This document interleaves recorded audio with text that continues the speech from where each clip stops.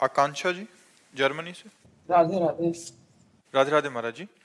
महाराज जी, हम जर्मनी में रहते हैं और आपकी असीम कृपा, प्रतिदिन की शुरुआत आपकी वाणी से ही होती है। दिन भर राधा नाम चलता है और महाराज जी हम शनिवार को कई देशों के साधक मिलकर राधा नाम की कीर्तन आदि करते हैं। महाराज जी, आके आप प्रश्न है कि जब हम किसी भी व्यक्ति या परिस्थिति में दोष दर्शन नहीं करते और हम हर प्रतिकूलता को अपना प्रारब्ध मानकर राधा नाम का आधार बनाकर सहज हो जाते हैं, तब किसी भी प्रतिकूलता में सामने वाले व्यक्ति को सही या स्वयं में ही दोष दर्शन होने लगता है। महाराज जी, अपने दुख से निराशा नहीं बल्कि दूसरे व्यक्ति के कष्टों का चिंतन ज्यादा होता है। महाराज जी, मेरी सहजता से धीरे धीरे ऐसा नहीं, ऐसा चला जाता है कि जैसे हम इनके प्रति ना द्वेष करते हैं और ना इनके प्रति हमारी अहित भावना है।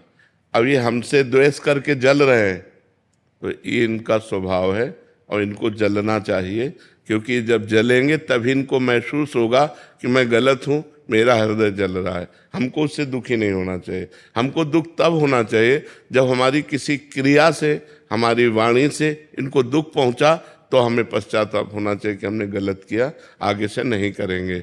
लेकिन हम स्वयं अपने रास्ते सही चल रहे हैं और कोई हमसे द्वेष करके दुख प्राप्त कर रहा है, ये उसकी बुद्धि है, हम उसको रोक नहीं सकते, उसे हम संभाल नहीं सकते। इसलिए हमें दुखी नहीं होना चाहिए। हमें बस इतना देखना है हमारे द्वारा किसी को दुख न पहुंचे। अब वो हमारे प्रति भावना करके दुखी हो रहा है तो उसको हम क्या कह सकते हैं? हमारा बस नहीं, क्योंकि उसका स्वभाव उसको दुख दे रहा है। इसलिए हमको प्रसन्न रहना चाहिए। ऐसे संसार की इन वृत्तियों में नहीं फंसना चाहिए, नहीं तो आप दुखी बनी रहेंगे। जी प्रभु, ऐसा ही हो रहा है। हाँ, नहीं, आपको दुखी नहीं होना। प्रसन्न आत्मा संतुष्टा एन केनवा, हर परिस्थिति में प्रसन्न रहो। हमारे द्वारा अगर दुख किसी को मिला तब तो दुख होना ठीक है, क्योंकि उससे हमारा पाप नष्ट हो जाएगा, उससे हमारी क्रिया सुधर जाएगी। लेकिन कोई अपने आप हमारे प्रति भाव करके दुखी हो रहा है, उसमें हमारा कोई दोष नहीं हो। हमें प्रसन्न रहना चाहिए। बहुत से बहुत भगवान से प्रार्थना करनी चाहिए कि उसकी बुद्धि शुद्ध हो जाए। व्यर्थ में वो जल रहा है, पर हमें दुखी नहीं होना चाहिए। प्रभु, अगर हमें पता ही नहीं है कि हमारा कोई दोष है या नहीं है, हम सब कुछ ठीक कर रहे हैं और हम कोशिश कर रहे हैं कि हमसे कोई दोष ना बने, फिर भी कोई हमें बार बार प्रतिकूलता दे रहा है, हमको नहीं, तो सहना चाहिए, हमें सहना चाहिए।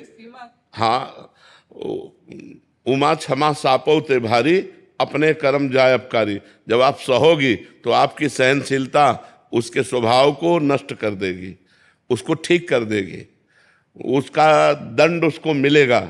उमा क्षमा श्राप होते भारी, जो शाप होता है उससे भी अधिक बलवान क्षमा होती। आपने क्षमा कर दिया, प्रतिकूलता वो ज्यादा नहीं बढ़ पाएगा, वो नष्ट हो जाएगा, क्योंकि वो प्रतिकूलता जो दे रहा है वो हम क्षमा के द्वारा सह रहे हैं, तो ये हमारी सहनशीलता हमको बचा लेगी और उसको नष्ट कर देगी। ऐसा नहीं कि हम 4 गाली रोज कोई देता, हम चुपचाप सह रहे हैं तो 8 देने लगेगा, नहीं, वो देने लायक नहीं रहेगा। जब हम चुप रहते हैं तो उसको बहुत बड़ा दंड मिलता है। एक नाव में 50 लोग बैठे थे, उसमें एक संत अपने शिष्य के साथ बैठे थे, तो 2 पुलिस कर्मचारी चढ़े।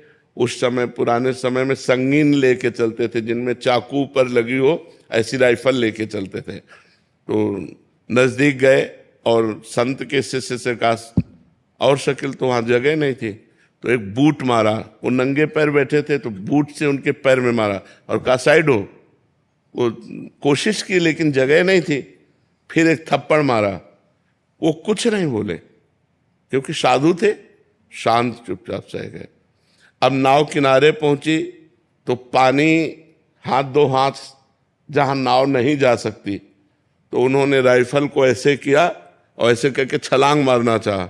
ऐसा बूट फिसला कि वो जो चाकू थी उन्हीं के गले में घुस गई और वहीं मर गए। तो उनके गुरुजी ने शिष्य को डांटा, कहा अगर 2-4 शब्द बोल देते तो बच जाता, तुमने एक भी शब्द उत्तर नहीं दिया। उसका साधु अवज्ञा तुरंत भवानी, कर कल्याण अखिल के हानि। सारे पुण्य नष्ट हो गए, देखो मृत्यु को प्राप्त हो गया।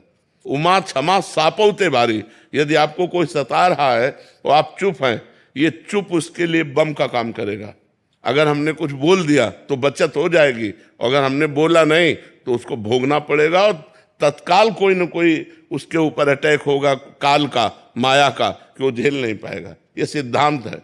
अगर हम चुप हैं तो चुप रूपी ये बम उसको नष्ट कर देगा। और अगर हम बोल दिया तो उसके पाप नष्ट हो जाएंगे, वो बच सकता है। अगर हम बोले ना तो फिर बहुत बड़ा अहित हो सकता है उसका।